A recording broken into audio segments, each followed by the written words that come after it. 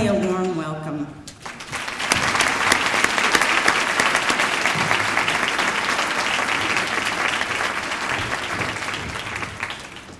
Hi, how are you? So I was doing the pictures up front, you know, for everybody, and several funny things happened that I'd like to talk about.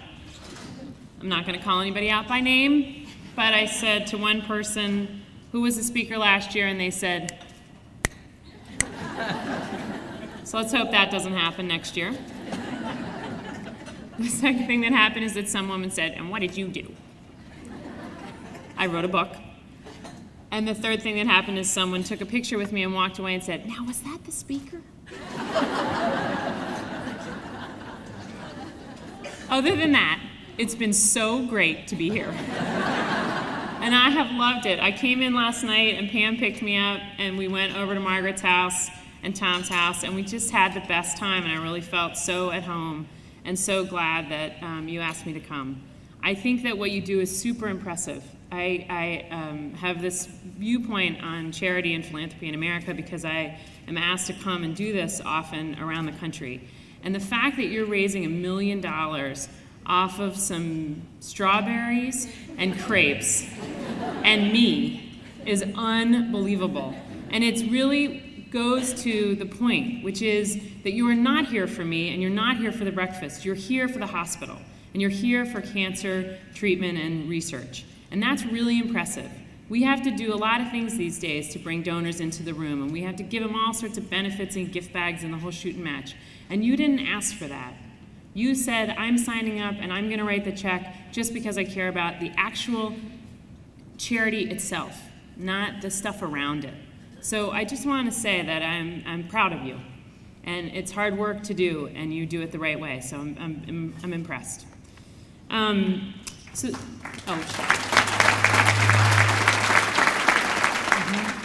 Do I have anything in my teeth? I forgot that I was on. It's so weird to be on those things. So the middle place really came about because I had this flawed assumption that life was linear. I thought that you had your childhood, and then you had some seminal event, like you got married, or you got a big job, or you had a baby, and then you became forever and irreversibly a grown-up. And that's sort of where I thought I was. I was 36 years old. I had moved all the way from Philadelphia to San Francisco. I was married. I had these 2 kids in diapers at my feet. I even had a mortgage.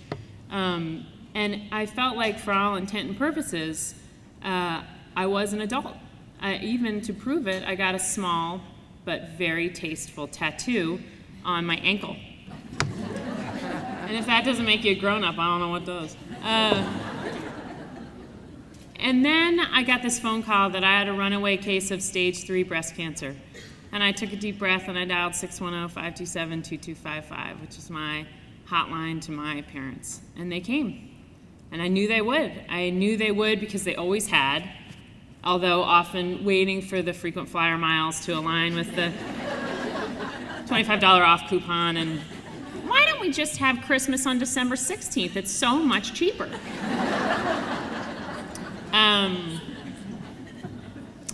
But I also knew they would come because I had become a mother.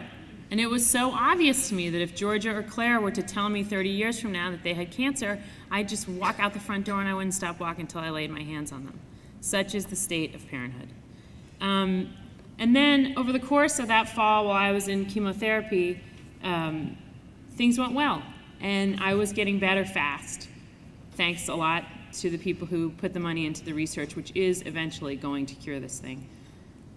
But then on the heels of my 7th round of chemo, my mom called and I was sitting in my house getting ready for Thanksgiving and my in-laws were in from Little Rock, Arkansas. And they were cooking and my mom said, I don't know how to tell you this, but your father had some blood in his urine, he went to see a doctor and apparently he's got cancer. And I thought, oh my God, this is the first adult moment of my life. None of that other stuff counted. It's this. It's figuring out how to live in the world without the people who made it a safe place for you that defines a grown-up. And so that's what this book is really about for me. It starts with me finding a lump in the bath with my girls. We don't bathe together anymore. you're putting that together with the tattoo thing and starting to wonder who they've brought in for this. They were very young. It was totally appropriate. And it ends with my father finishing a certain leg of his treatment, and then every other chapter is a flashback to childhood, partially because the book needed comic relief, and I had a comical childhood with comical people. But also because I felt like there's a lot to be learned looking at the stories from your childhood right next to the stories of your adult life. And I found that, you know, the emotions really are the same. There's only some small set of emotional states. The consequences change as we get older, but the feelings are the same. So vanity is vanity, whether it's because your hair is falling out around you because you've just begun chemo, or because you're putting your hair in Princess Leia buns for your first prom, which was a mistake. And, you know, all-out holy panic is all-out holy panic, whether it's because your brother has brought home a boa constrictor to live in your house, or because you're going into surgery the next day. So I thought I would read a chapter from the book. My chapters are really short if you just had a little heart attack. People often say they read the book in an afternoon. They're that short, which is very nice to hear that people can't put it down, though also totally horrifying to think that something that took me 2 years to do is just a little something to keep you occupied while the laundry's drying. But then I wrote this book, which is even shorter, and people can read it going to the potty. So I get to that in a minute. I don't think there's anything you need to know about this. I have these 2 daughters, Georgia and Claire. My husband's name's Edward. I think that's all. My dad is on his way to Oakland, probably clad in his Radnor lacrosse sweats. I'm due for my first chemo on Monday morning. With a life driven by sports, sales, and Catholicism, my dad's MO will doubtlessly involve attacking it, staying positive, and having faith. I'm not quite there. I've been so grown up in so many meetings and conversations and appointments lately. Such a big girl, such a good girl.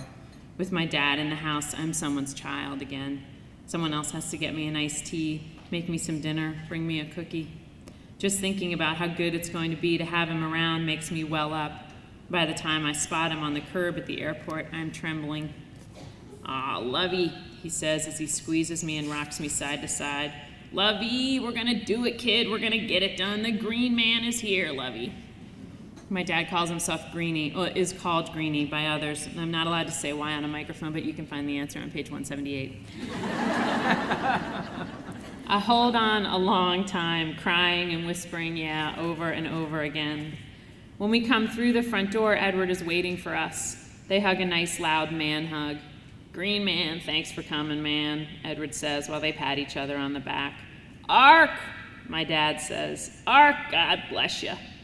My dad named Edward Arkansas Ed before he even met him, when he was just a guy who took me to a concert. In less than a year, Arkansas Ed became Ark, sometimes even Arky. So I have to pause and tell you a funny story. So I had never fallen in love before I met Edward. I had tried, and other people had tried to fall in love with me, but it never actually, you know, we never really turned and faced each other kind of thing. Just a lot of this. And so I finally met Edward, and I lived in California, and I was bringing him home to meet my parents. And I was 30 years old, and I'm sure my mother thought I was a lesbian out in California with my tattoo. And so they were over the moon that I was bringing a real live boy home. And so I went home for Christmas, and then he was going to come for New Year's. And I knew that my parents would make sort of a big deal out of it, but I thought that my mother would contain things. So I'm talking to Edward on the phone. "Hey, what'd you get for Christmas? Your mom liked the thing you got her, blah, blah, blah." And I look at my mom's bulletin board, and there's like a printed invitation, which isn't really the way we roll. A printed invitation that says, "Meet Arkansas Ed." And they're having a cocktail party.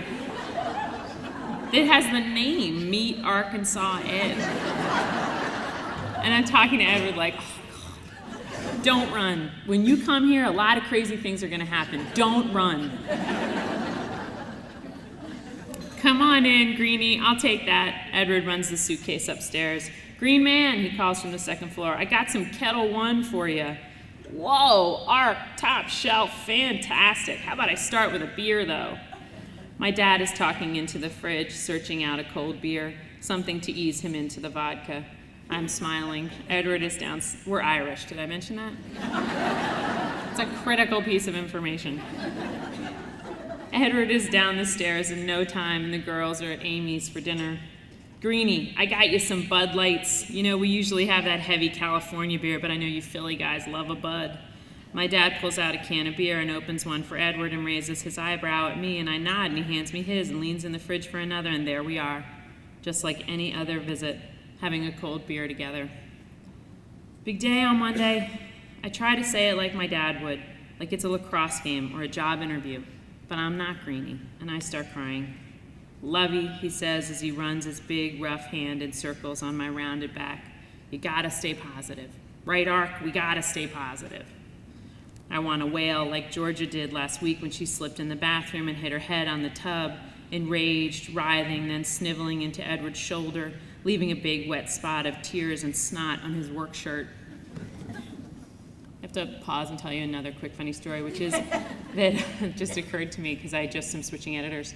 The editor who read this is a very famous editor, and we were very lucky that she liked it and wanted it. And her note here is just right after the word snot, in parentheses, she put, "Kelly, snot, question mark?" And I pushed back. But right then, with his hand still going in circles on my back, my dad says, "Now, Ark, tell me about Johnny Depp. Is he the real deal? Am I supposed to take him seriously?" And Edward tells him, yes, he's definitely the real deal. And they talk a little about Johnny Depp movies until they can't remember what movie he's in right now, and I actually hear myself say, "It's Pirates of the Caribbean." And they say, right, that's it. It's the same trick we use when the girls start skidding into despair. "Oh, sweetie, don't cry. We'll find your bunny slipper. Look at Mr. Piggy. He's all alone in the living room. You better go give Piggy a hug." I sleep better that night, partly because I take 2 Ambien instead of 1, and partly because Greenie is here, padding around in his Brooks Brothers pajamas, delighting the girls by letting them watch him pop out his dentures, and promising to let Georgia paint his toenails the next day. Over a breakfast of coffee and chocolate chip cookies, I ask Greenie if he's ever had a pedicure. He laughs because his toenails are prehistoric, as grainy as petrified wood. I love pedicures, but I'm too cheap to get them. I want him to treat me to one. That, and I'm kind of starved for his particular energy, so I want him to come along. "You gonna leave the girls here with Ark? Ark, you okay with that?" My dad asks, which of course Edward is, because you can have anything you want when you have cancer, especially in the beginning. We drive down College Avenue toward Berkeley and pull up to Galaxy Nails, where they have an empty row of massage chairs. The door's been propped open with a little foam wedge of pink toenail separators. The Korean sisters who run the place wave us in. We climb up into our thrones, and I explain to Greenie how to use the chair controls. Rolling thunder, beating hands, ocean waves. "Lovey, fantastic."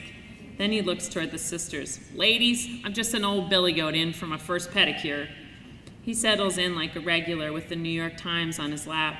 I try to warn the sisters about his toenails, but words become unnecessary.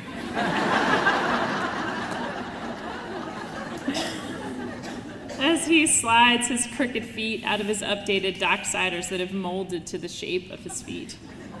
2 of his toes are taped together with white athletic tape, and have been for years. And they are right now. One of the sisters rolls up his pant leg and guides his feet into the churning warm water, and he lets out a long sigh. His contentedness spreads. We are all happy. That evening, Edward is barbecuing pork tenderloins, and I'm drinking too much, because drinking feels so good. Everything is funnier, less pointy and sharp. Our friends Daryl and Allison are over, and we're talking about my treatment plan like I've had cancer for years and we all know the routine. After dinner, we laze around the living room on our worn-out IKEA sofas and drink more red wine, and my eyes are bloodshot. I'm listening to my husband and Daryl play guitar. My dad wants to hear Sweet Caroline, and even though they don't know the chords, they wing it. And Greenie sings the words he can remember in whatever order they come to him. And Edward is laughing with Daryl. Georgia is in her zip-up fleece pajamas with the baggy bottom, and she wants to hear her favorite song, which is Daryl and Edward's best one, The Only Living Boy in New York. We've gone through 2 bottles of wine already, but I noticed my dad open another red without even asking if anyone wants more. I have to pause and tell one more story, because I'm writing about my mother right now, and this reminded me. So when you write a book, you send in a Word document.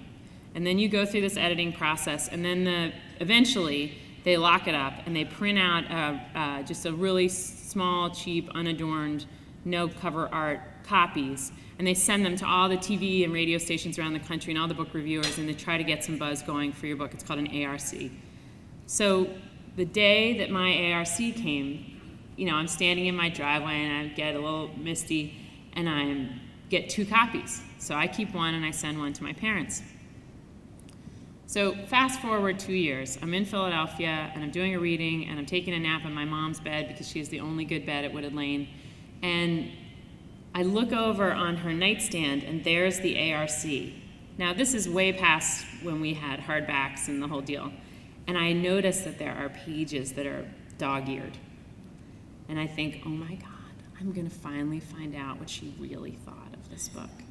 And so I'm going through, and she's checked marked like good grammar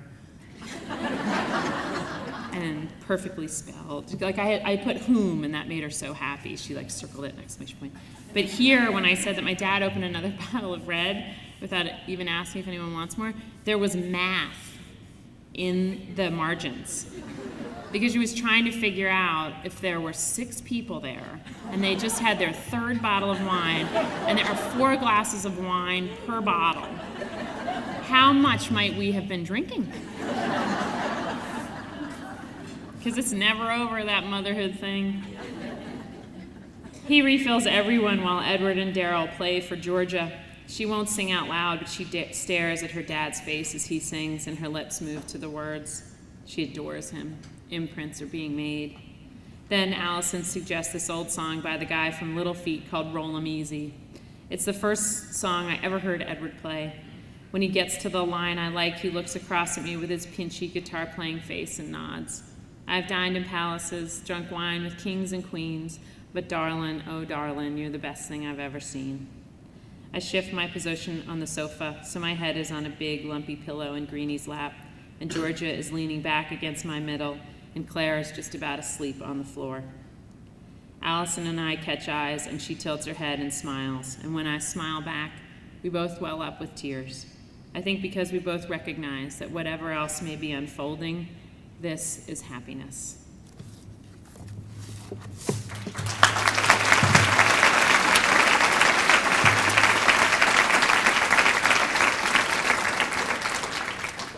So, on to Lift. Were you coming to kick me off? Was that the hook? Oh God. What time is it? How long have I been up here? Okay. I mean, you'll know when it's time to go because there'll be like some huge standing ovation. Hello. Lift really came about on the heels of doing things like this and having conversations before and after events with people who had their own stories to tell, right? And as we saw when people were standing up, there are a lot of stories, and if you go beyond cancer, then everyone's got one. And I felt like those conversations were starting to fall into a certain kind of pattern, where there was a phone call. Many things, good and bad, often start with a phone call. And then there was total panic. And then there was work, tons and tons of work, either unraveling a marriage or finding a new job or helping your kid through chemotherapy or whatever the work of your crisis is. And then there was afterwards, and sometimes long, long afterwards, there was a certain gratitude that you are now amongst the tested and that you saw things in that time that you couldn't see otherwise, and that your suffering has allowed you admittance into certain conversations that you just couldn't be a part of before, and that those conversations were richer and better and more there was more humanity in those conversations than what you were used to in your before life. And so that was what was on my mind. And then I was with my friend Tracy Tuttle, who's my college roommate, and her husband is a hang glider. And I was saying to him, you know, I don't know the first thing about hang gliding. I don't even know how it works. Like I kind of can't believe there isn't a motor somewhere. And he said, no, you just fly from thermal to thermal looking for lift. And I thought, I have no idea what that means. But it's resonating so deeply that I almost feel like saying, God, aren't we all? And he went on to explain that inside turbulence, if you have the stomach or the experience or you follow someone else in, if you can break through the turbulent space, inside there's a bunch of hot air which will pull you up and let you fly at a different altitude and see things you couldn't see and just have a different flight entirely. And that hot air is called lift. And so I said, could you hold on 1 minute? I'm going to get a pen and a piece of paper, and I want you to say all of that all over again. And that became the backbone of this book, in which I write to my children about 3 different things that have happened that I felt put a fine point on how bold and dangerous parenthood is, and how much risk you assume when you dare to love somebody the way a parent loves a child. However, since I was writing it as a letter to my kids, I also felt that I couldn't resist the opportunity to apologize publicly for all the things that I do wrong as a mother, so that hopefully I will be forgiven sooner than the rest of you will be. And so I'm going to read that very short section and then say thank you. Then you will stand, then I will get down, and then that girl will come up again. People rarely rave about their childhoods, and it's no wonder. So many mistakes are made. I see how that happens now, how we all create future work for our kids by checking our cell phones while you are mid-story, or sticking you in the basement to watch a movie because we love you, but we don't really want to be with you anymore that day.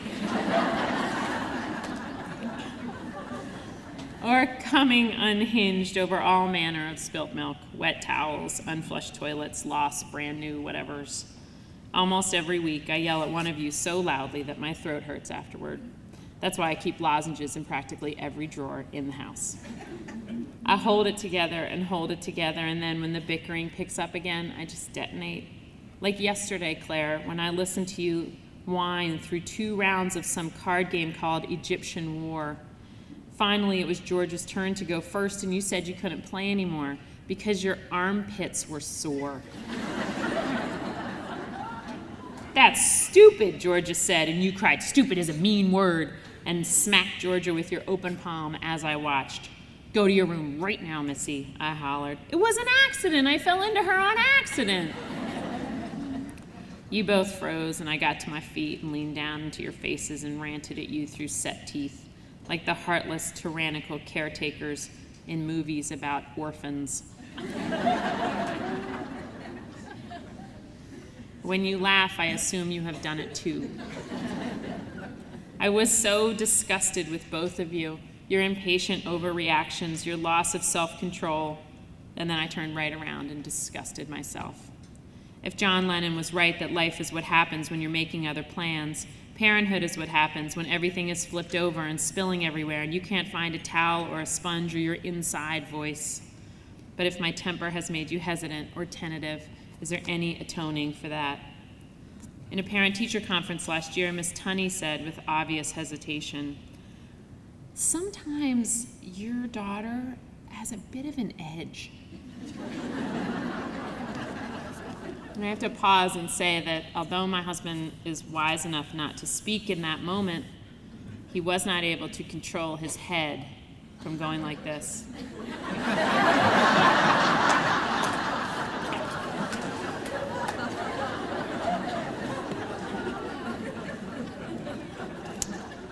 I cried when I left the classroom, I knew.